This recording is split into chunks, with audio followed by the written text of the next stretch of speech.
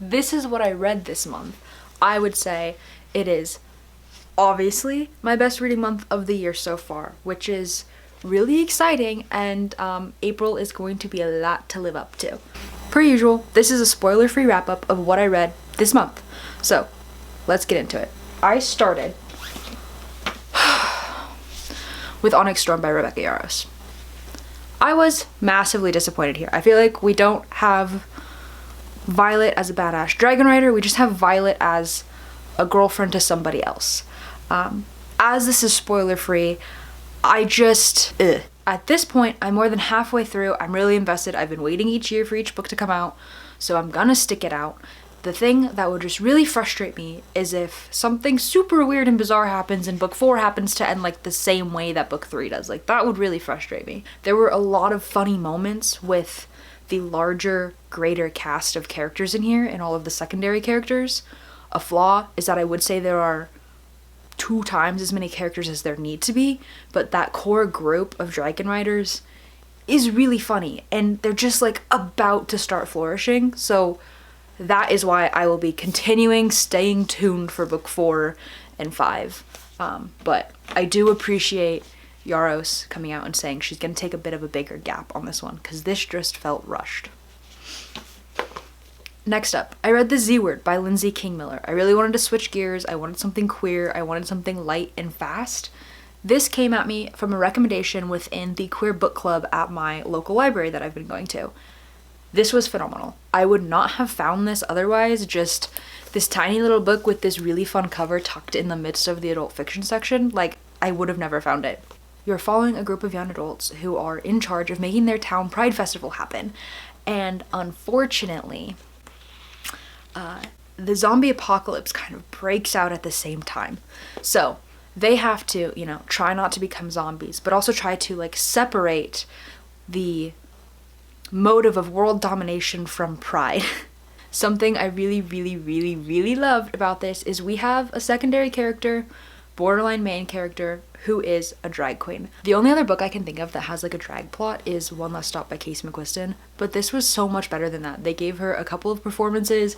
She has like her personality as a queen, but then the guy is like a part of the friend group here. So it's a really well-rounded group of queer individuals, and like you probably will find yourself represented at some level within this book. Really funny, really fast, witty, quippy kind of humor. It's just like a geniusly weird plot idea. So like hats off to Lindsay King. Next up, I have Alone with You in the Ether by Olivia Blake. This was my book club book of the month, not my pick. And this is exactly why you all should join a book club, because when you read things that you wouldn't have otherwise picked up, sometimes they're really pleasant surprises. You've got these 2 very like type A, type B personalities. They happen upon each other and they kind of feel they shouldn't be friends, but they strike a deal to have like 6 conversations, and by the end of that, it's, are they gonna be friends or not? This really, really reminds me of We Were Liars. I love E. Lockhart's We Were Liars. This is the closest thing that I have kind of come to as like an adult book story. The plot is not similar at all, but there's something about these characters that just really, really feel similar and reminiscent of that. After reading such a straight kind of romance, I wanted something queer again. My life is all about balance. So I picked up At Her Service by Amy Spalding. This is the 2nd book in the Out in Hollywood series, which follows, guess it, characters who are out queer in Hollywood. Your main character here is Max, who works at a talent agency, and Max is trying to find love, and Max is trying to have like the LA life of their dreams. Her roommate is an influencer and gets an opportunity to do a sponsorship with a app company that is kind of like a 30-day self-actualization like motivating tool, and so signs Max up for this app, and Max starts trying to like conquer the world of love and excel in the workplace and get stronger and just like all of these classic self-improvement kind of things. But as you can guess it, some things kind of go wrong along the way. But you've got, for me, a really, really relatable main character here, And like Amy Spalding's writing is just really, really flowy. It's really easy to read. When there are jokes, it feels really natural. I love this series because it's one of those series where you meet the main character of each next book as this goes on. So like we met Max and we got to be invested in Max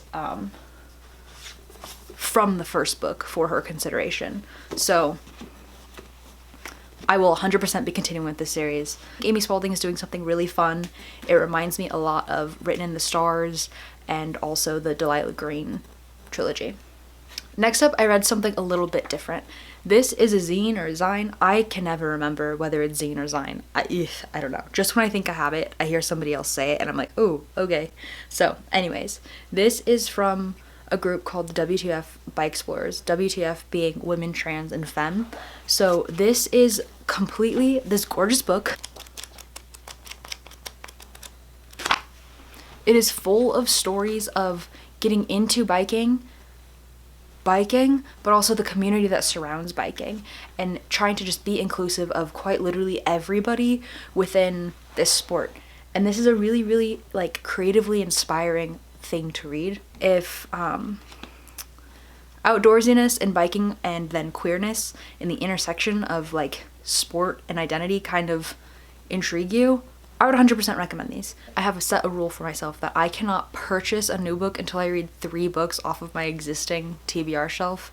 And I have a problem because Sunrise on the Reaping came out and I found myself not able to buy it because I haven't read 3. So I started a quest of reading my next few books, and I wanted to kind of pick short ones or things that I would blow through, which kind of contributed to my great March stack.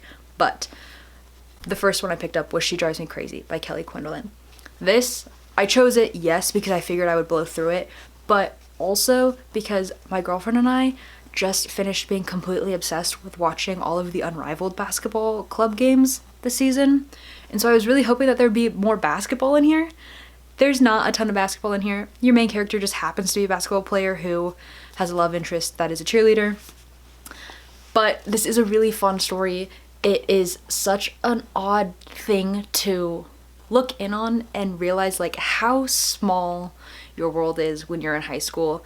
And like people tell you that when you're there, but like looking in and being past it, like this was very endearing and it made me feel a lot of like forgiveness for like my younger self. I'm so glad things like this are out now and commonplace. But also talk about like a beautiful cover. The art on here is great, but also like you've got essentially like bisexual lighting on a book cover right here, and that was genius. That was a home run. I decided I had to pick up the shortest book on my shelf, and that is Foster by Claire Keegan. I'm not gonna lie, I didn't really know where to start with Claire Keegan.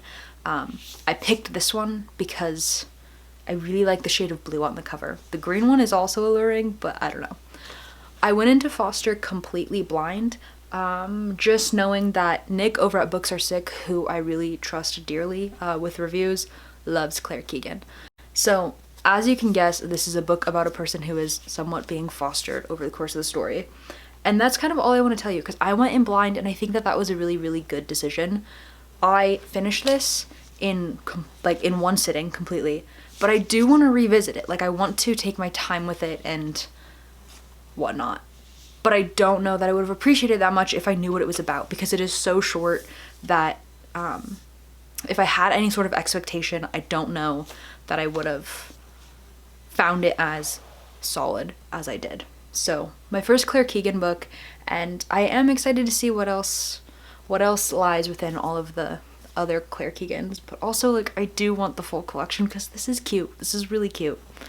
This is the moment where like book buying becomes a separate hobby from book reading, because like how can I refuse these covers? My reading got a little bit different once again, and I started really diving into a bunch of different comics this month.